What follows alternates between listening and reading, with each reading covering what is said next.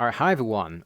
Today we're going to cover allocating, and I'm going to give a kind of small introduction if you're not sure what this means or what the stack is, what the heap is. Here's just a small PowerPoint slide.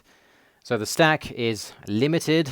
Size depends on the operating system. So normally when you create a function, you get given us like a certain amount of memory you can use, and it's normally depends on the operating system. So it's fast and it's temporary. It lasts until the end of scope. And what the scope means is like there's a function or a for loop or an if statement. If you create a variable inside that, it lasts until the ending brace. Then it will be just cleared, and that's called going out of scope. And the heap, on the other hand, is limited only by RAM capacity, basically. Slow requires a request to the operating system. So you have to say, please, operating system, give me some memory. Like I need some memory, which is very slow, and it's permanent until freed or the program ends. And that's basically stack versus heap. So now I'm going to show you the C way to allocate memory. So C uses this thing called malloc, which is memory allocate in short, but malloc for short. I probably shouldn't use a stdc out in the C section, but I'm too lazy to write printf, honestly. Anyway, so here we have a const size t array size 100, and we say pointer to memory, int pointer malloc array size of. It's quite complicated to do this in C. What I'm basically doing is I'm creating 100 integers on the heap. This is what you use, and so it will allocate on the heap. So these will be permanent until we clear them, and you can actually create. So the problem is if you don't free them, like at the end, we use free. If you don't free them, and then if you imagine you have a for loop or something like this, and you constantly allocate, and you have what's called a memory leak, and you'll just eat all the memory in your system.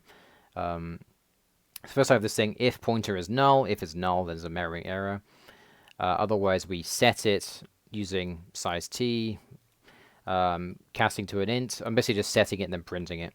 And this will simply just print 0 to 100. And then we free it. You don't really need to do it with this size, but I'll show you later that you can. All right, and then we have the C++ way of doing it, which is using new. So what new does is basically the same, actually. It's just a bit easier to write, because you don't have to use size of int or whatever. So new C++, we do exactly the same thing. We just write new creates on the heap, and it's a pointer with the array size. And it's quite simpler to write this in C++, actually. And it's basically the same otherwise that. And then we have the delete array operator in C++. It's exactly the same thing. Let me just show you something quickly how this kind of works. So I think I have cin.get here.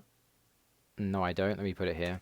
So std cin.get, just so it doesn't close. And then I'm going to put this to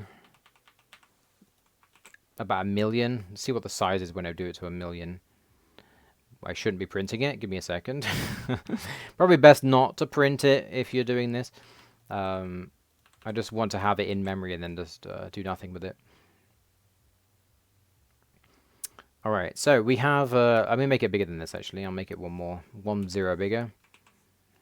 So if you look on the right, it will show how much memory we're using. So we're using 43 megabytes worth of data. And then I hit enter, and what enter will do, see here, cin.get, then I have delete. When I hit enter, it's gone down to what, 0 or 1, or so it's clear. It's freed the memory, right? So this is basically what it's doing. Of course, if you make 10 million integers, it's quite a lot. It's like 43 megabytes worth of data. But that's basically what it's doing. It takes it up and frees it. Next, I show a Stack Overflow, which is where the website comes from, where the name of the website comes from. So Stack Overflow is basically when you here I have basically a stack variable with 1,000,000 things, and basically it will go over the allocated amount, and it's given me a green line saying function stack overflow can be made static, or whatever this means, Function uses 4,000,008 bytes of stack. Consider you moving some data to heap, which is basically just saying, I remember I first started C++ and didn't know what the hell this meant. But it's basically saying that like the stack memory isn't infinite. You should, if you're making something this big, then you should put it on the heap. But what happens if you just call this? Well, I've called it stack overflow, so that might be a clue. We get a stack overflow. Stack overflow. This basically means that we are allocating too much data for the stack to hold, and it went over the limit, and it gives you a stack overflow error. So this is basically when you want to allocate on the heap, if you want to create something really, really big, or maybe you don't know the size, or something like this, or you want something to be permanent and not be deleted. That's when you would allocate on the stack. Let's look at how this works in Zig. It's quite a lot more complicated than this, though. Alright, so here I have this file called Allocators, which basically is just going to explain allocators. So first we have the C allocator, which is basically the allocator from C, which is using malloc and free. But it requires you to link libc, which is the library that C runs, which basically means you have to write, when you like run the program, you have to write minus libc, lc at the end, and then it will work. But you should only really use this, one, there isn't much safety involved, two, like, you should only really use this when you're using an external C library. So this is normally used when you want to import a C library. With the page allocator, so yeah, first I should explain that you don't have simply just new or malloc in Zig, you have allocators used for different purposes. So there's different forms of allocators for different jobs. You shouldn't use just one for everything, because sometimes sometimes you want one with error checking, sometimes you want one with speed, sometimes it depends. So C allocator is the C one. The page allocator is probably the slowest, and it's I believe it's slow, and it will allocate the most data, I believe. Well, you normally have all three of them normally have, like, all of them actually have methods alloc and resize and free. I should explain I'll explain the defer keyword later, but say if you want to get an allocator, normally you do this. Const pager allocator equals std or heap.pageAllocator. This is from the standard library, which is where you get all of these allocators, everything. So this is from the standard library, the C allocator is from the standard library. Alright, so we have the Fixed Buffer Allocator, which will not actually allocate on the heap, but if you want, sometimes functions will actually take an allocator as a variable. So like, I want to use this allocator, put it in this. And Fixed Buffer Allocator is when you know at compile time, so if it's like deterministic how much data will be used. Or maybe there's like a limit you want to set. Say like, imagine you want to get a user input, and you want to have 100 characters max for them to write something. Then you'd use a Fixed Buffer Allocator and set it to 100 size. So it won't actually allocate on the heap, but it will be a set size. So it's good for performance when you actually know the size of something. I'm pretty sure, though, it does need to be within the stack size. So if it's higher than the stack, you can't use it, because you get stack overflow, as I showed before. And with the arena allocator, which is basically, an arena allocator will take another allocator as an input and will allow you to say you allocate, and then just you can free it all at once using the arena allocator. So it's basically used when you want to free lots of calls, lots of allocations at once. Then we just have the general purpose allocator, which is normally used for safety and testing. Has lots of safety checks. So it will check if you allocate memory and then free again, there's nothing to free. So it gives you an error, and it will check for this. It will check for memory leaks as well. It's a slight cost of performance, but it's used there basically for testing. Alright, so I have a few functions here to show you. So this is a show arena allocator. This will, I believe I'm making integers. Yeah, I'm making integers, and I'm just here I'm basically showing that I'm here. I'll just go through each line. So this is getting the allocator, and we're initting it. Basically, it's initializing it and getting it. Here we have the defer keyword. So what the defer keyword does is at the end of the current scope. So this would be when the function ends down here. So whenever the function ends, it could be when you return. So if you I don't know, if you return here, this will be where the function ends as well. So it's whenever it leaves the function, it will call this. It will do this line of code. And it's extremely useful, and it's probably like a really, really good practice. So if you allocate memory, put a defer afterwards, because then you know that it's going to be cleared at the end. So it's like allocate, defer. Okay, it's cleared. It's not going to have a memory leak. So it's just a good practice to have put defer in this, and then we just get the allocator, so it's easier. So because otherwise you'd have to write arena.allocator every time. And here we have number 1. So this is only 1. We're only making like what's weird is it will actually be a slice. So it'll be a slice with 1 size, which is kind of weird. Here we actually have a keyword unreachable, which I probably should make a instruction word. Unreachable. So what unreachable does is basically just crashes the program with an error. If you like you shouldn't get to this point, so like there's an error crash, like basically it's like if there's something like if there's something that shouldn't ever happen and you want it to just like give you an error or something when that happens, you just put unreachable. So what this will do is if the allocation failed, then I want you to crash the program and show me where, and that's basically what it will do. So here I'm just setting, it's number 1 has only got size of 1, so I'm setting a 1.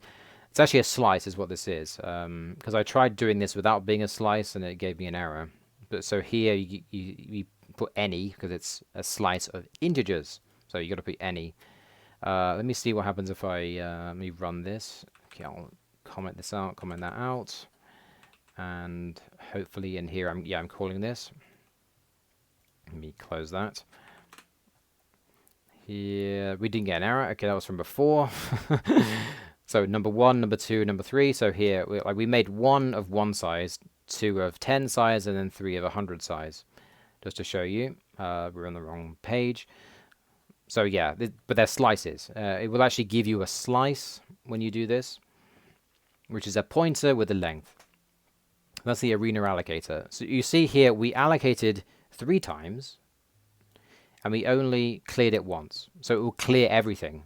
It won't. You don't need to clear 3 times. So you'd have to clear all 3. But here you just clear once, which is just very practical in that situation. General purpose allocator. I believe here. Let me show you where this is. Show general purpose allocator. I think here I just simply put some characters in it. So these are U8s. So we get the general purpose allocator. Then we have a defer, which is basically a very safe one, I believe. I didn't write this code, I believe. I copied it somewhere. Well, I didn't write this, anyway. I think I copied this online. Const dinit status, and this will basically, it will give you an error, I believe. Or it's like I'm not sure exactly what it is. I think it's some kind of it's some kind of error, I believe. And it checks if there's a leak or not. So I think, I'm putting in type of, I'll just run this and see what it shows us. Alright, so dinit allocation check. And here I just print out the byte. It's deferred, so that's why it showed that at the end. Just to show you defer. You see here we have defer and then we have print. So first we print here, and then the defer calls, because it gets called at the end, right? So dinit status just shows what it is. It's a heap general purpose allocator dot check, which I have no idea what that means. I don't know what that means. It's what it is. Because I want to know what that was, but it's basically something there just to check, and just to check if there's a memory leak. That's all it's there for. All right. So basically here I'm just putting in the value of chars. So it's just I start at like 0 and then just go all the way up to chars and show a load of nonsense. So here I'll show you how to get user input. User input is surprisingly difficult in Zig, because you normally have to allocate, or you don't need to allocate, but it depends on the situation. But I'm going to use a fixed buffer allocator because we don't want it to be plus 100. Var buffer 100. So we have 100 size. which creates an array of characters that acts as a place to store things in the allocator. Then we have FBA, Fixed Buffer Allocator. We get the allocator, we init it, so we initialize it. Then we just save it. So in this, we save it in that. We ask the user for some input. Then we get stdin dot writer, well, reader, sorry.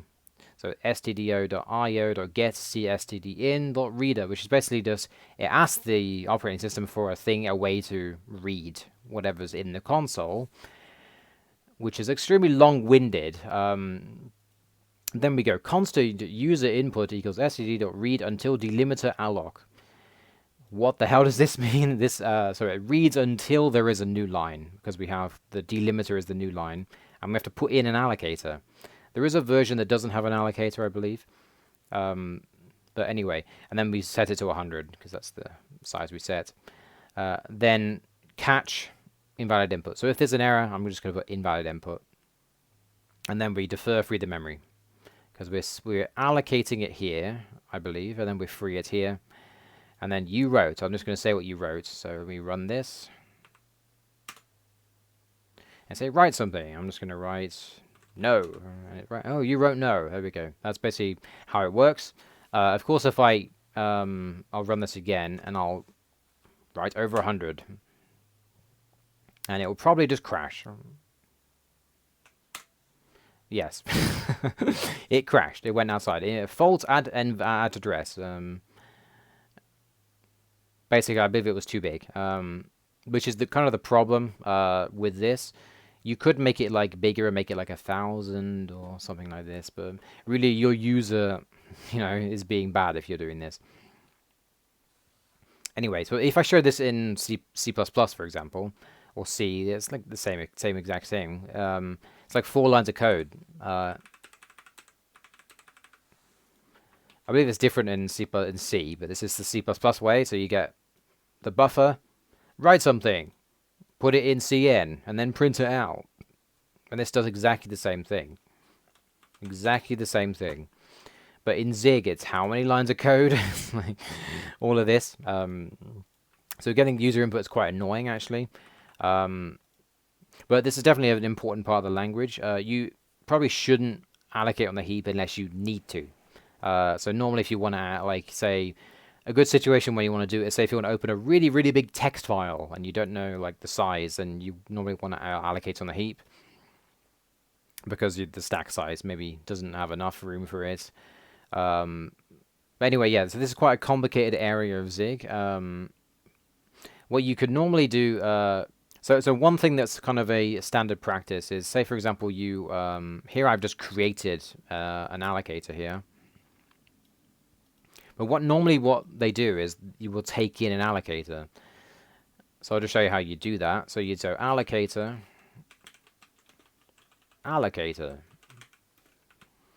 and then you basically put that allocator in. So what you can do is you can say like this, say user input. I'm going to put this here, and then we're going to put in FBA allocator. And because it's Zig, I'm probably going to get an error, but we will hope we don't. Shall we? Let's hope we don't. We got an error. Use of undeclared identifier. Yeah, of course. I didn't change the code. So we put in... Sorry, yeah. Here we're going to put in allocator.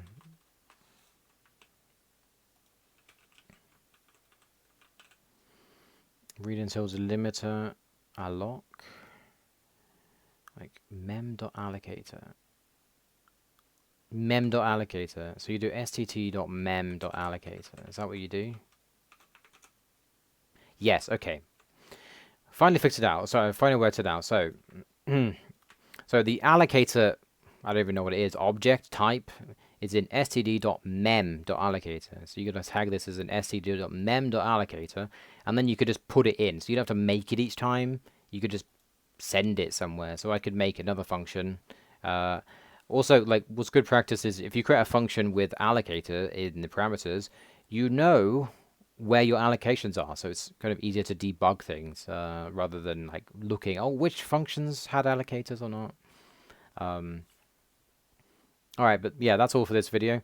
Let me know if you have any questions. It's quite a difficult topic of Zig. We'll probably cover this later at some point as well.